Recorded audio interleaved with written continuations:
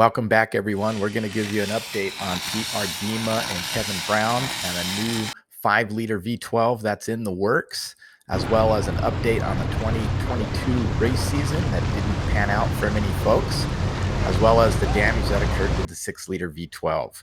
Hang in there. This is going to be a cool little overview, and we'll show you what's going on.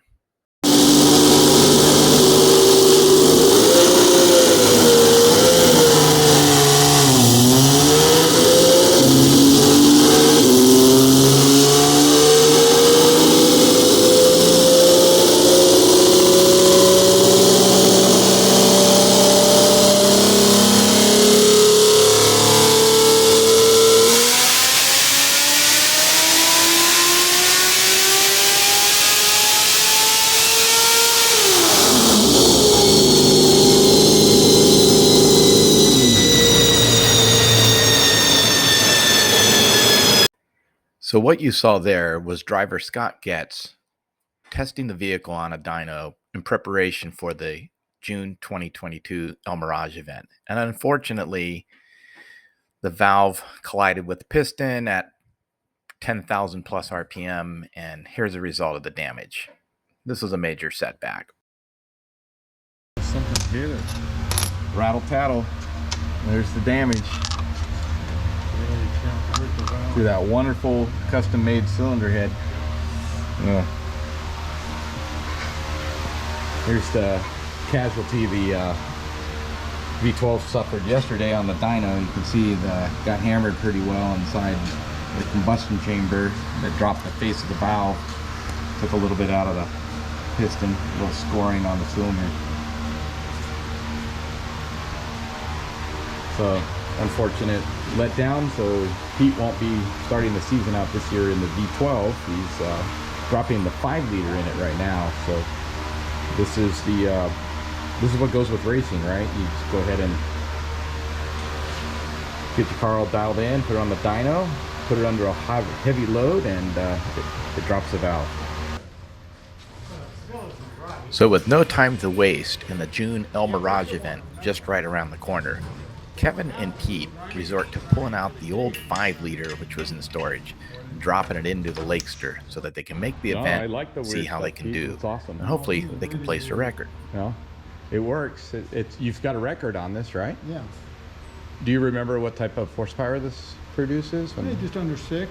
Under 6? 300 inches, so that's 2 per inch. I would say 2 per inch will get you a record if everything else works right. So listen in. Pete's going to tell us about this record he placed in this 5-liter many years ago. He has to resort back to the old rule book to see exactly what he did. There's a, what's this little mark? The El Mirage car.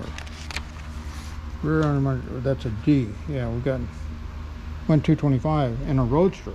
225 in a Roadster? Right.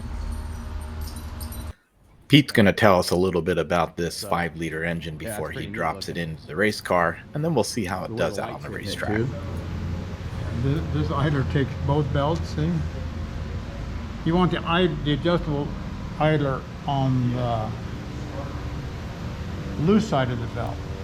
So when you don't want to adjust this one, if you adjust this one, it'll change the cam timing. Yeah. It definitely looks very, to me it looks complex with all the routing and the brackets. Other engine, I put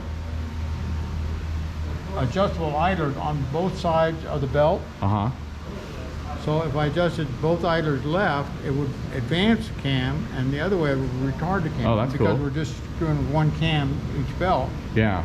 We never got around to doing it, but you could advance the intake cam only. Okay. Dyno it, retard it, dyno it, then try it with exhaust.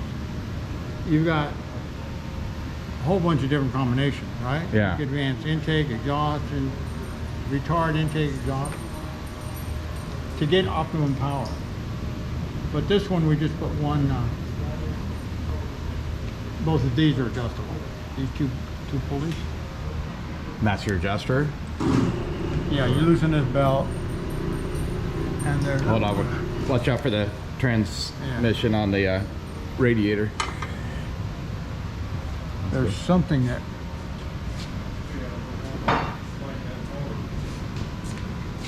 That's cool. what do we So, are we gonna take this off, or can we? No, we can't take it off. So then I'm just, yeah, but we gotta get. Here we are, folks, at El Mirage at the June 2022 event. Listening to what Pete has to say. How you feeling today, Pete? Oh, winning super, huh? Yeah. Do you remember what we need to go? Is it 26. 226? Same as last month. Ed Finn's old record, right? Yeah. All right. You're running a fuel class? Well, we put nitrous on it, so hopefully that makes a big difference, right? Yeah. Made 140 horsepower more than last month, and we missed it by half a mile an hour. So. All right, and we got a tailwind. Yeah. Everything's looking good. Everything going for us. How you Ready feeling? to rock and roll. We're ready, man. How you feeling this morning? Real good. All right. Driver Scott Getz is behind the controls today. He's going to be running the 5-liter in a fuel class. We're just going to let the video roll so you can see how this all goes down.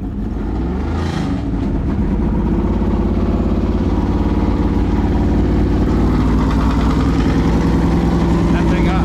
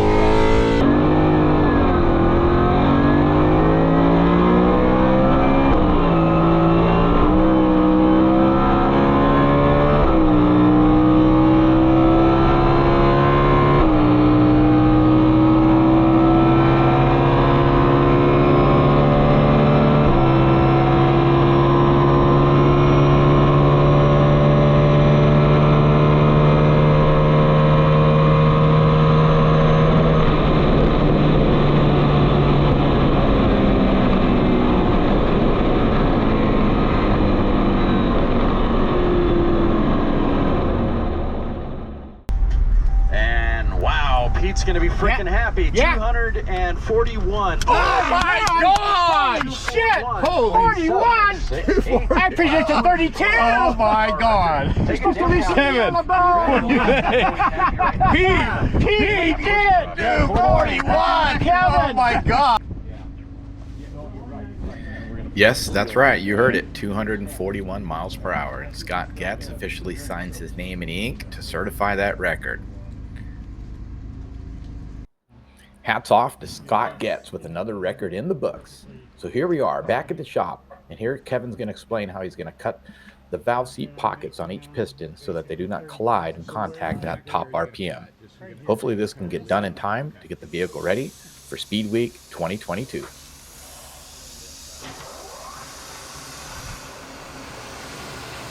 I got to do the same thing on the exhaust. Okay.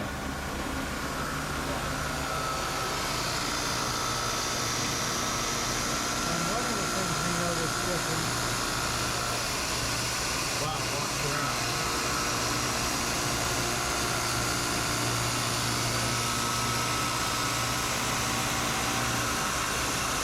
I had to pick up the points to make a program to do that. But the other thing we noticed different was on these pistons.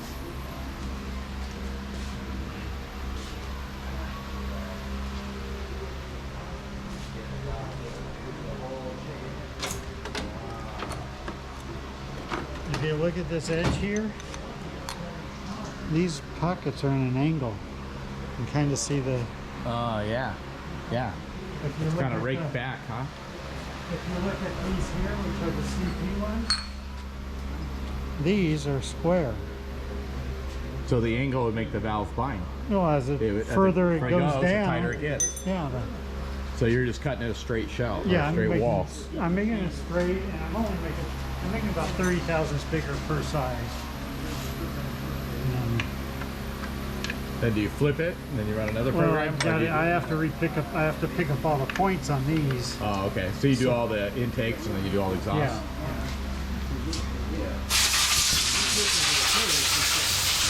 That the valve hit right there.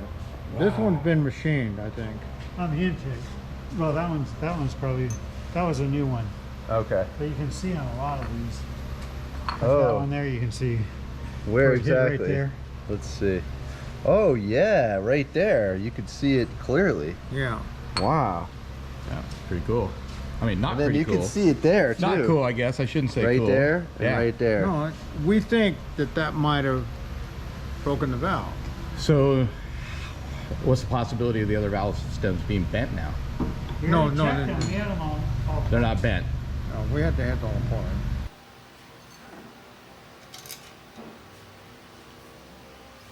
Can't do a V16. With only a few days to spare, Kevin manages to get all 12 pistons machined You'd have to learn a and new starts to torque reassemble the engine. Pete, on the other hand, will be working around the clock preparing the car. And with only a few hours before departure to Bonneville, driver Cal Roth manages to pull off a great dyno run, validating that the 6-liter V12 is indeed ready for Speed Week.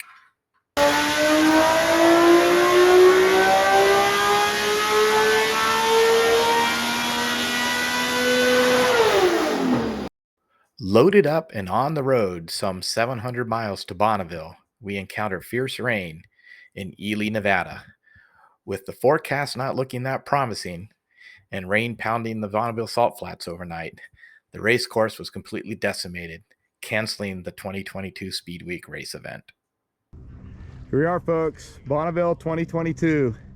We're at the mile mark 0. This is the starting line. There's the track.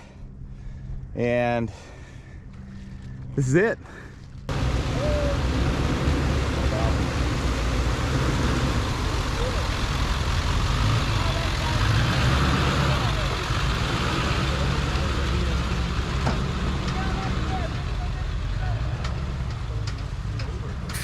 Unfortunately, the race event was canceled, but this left us some time to meet up with some race legends such as Rick Vesco and Kai Michelson. Here, Rick's going to tell us a little bit about his race car in the Turbinator 2. This is the car that was, now he had a black motorcycle, but it wasn't at the Winter National, it was this one. Yeah. This is in my, it's hanging from my ceiling right now. Oh. It's 30 feet long. I took the chassis out of it and made the Turbinator 2 that we're running now. Yeah. Lucky. Not too lucky for the Turbinator 2. As you can see, it's just sitting in a pool of water. Now you're going to hear from Dave Spangler. At 80 years old, Dave Spangler still holds the world record for the fastest wheel-driven vehicle at 503 miles per hour.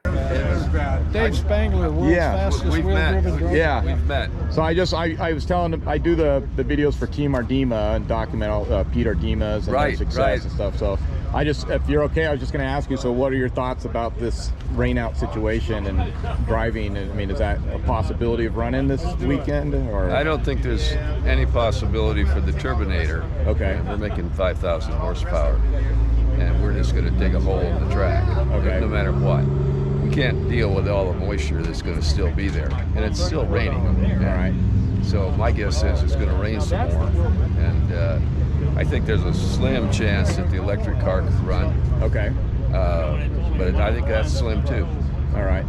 because it's just there's a lot of water. A lot of water. It's So just this Bonneville. It happens.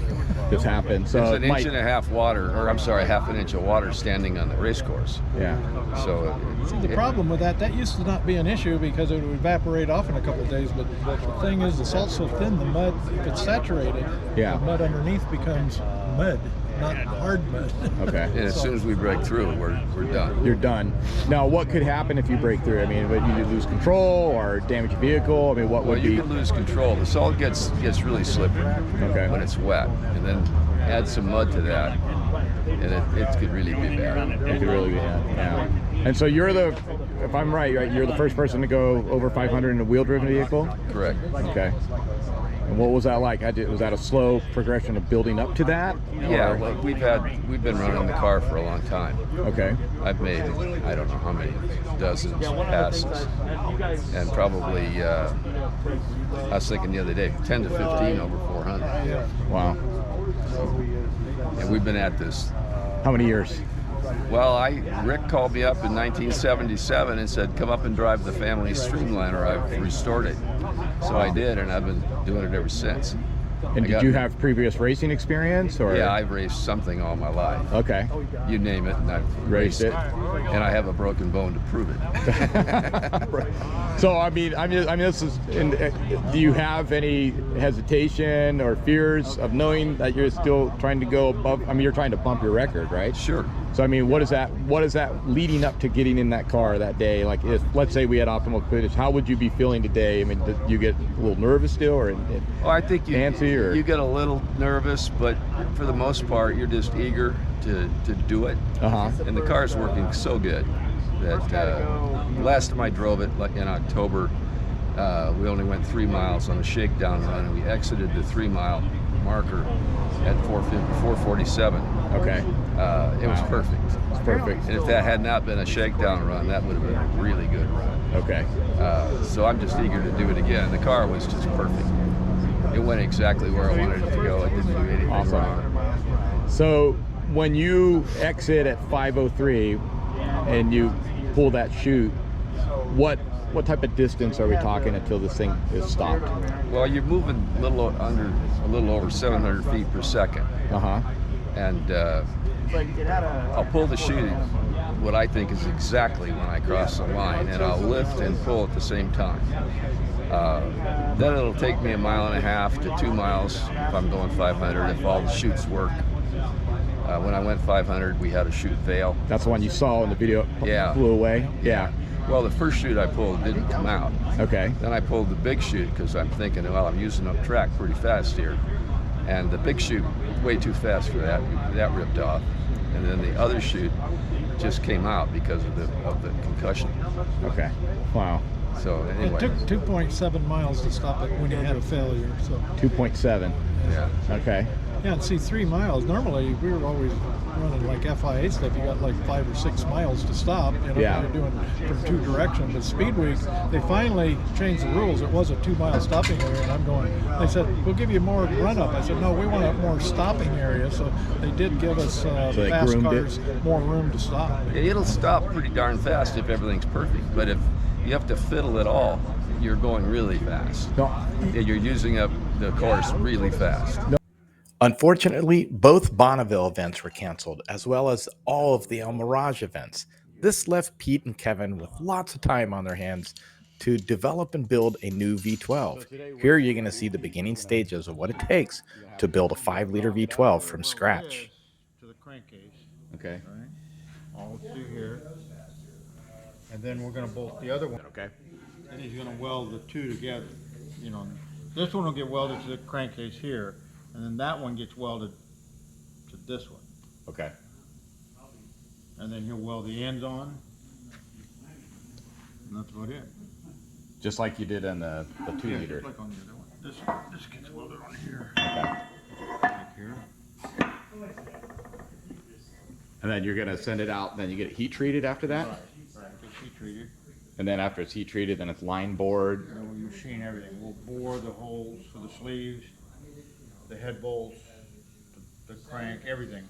Machine it back square, Okay. or as true as we can get it. 100 pounds. What's the out of block for myself? It's gonna be enlightened.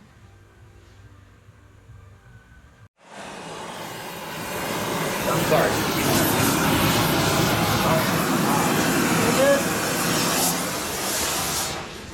Yeah, that melted big time. How hot is that? 275.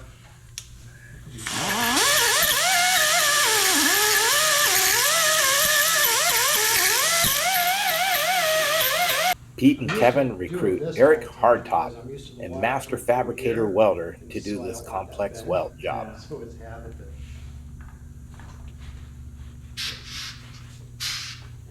This is the root, it's not gonna be pretty. I just need to try and get it down in there.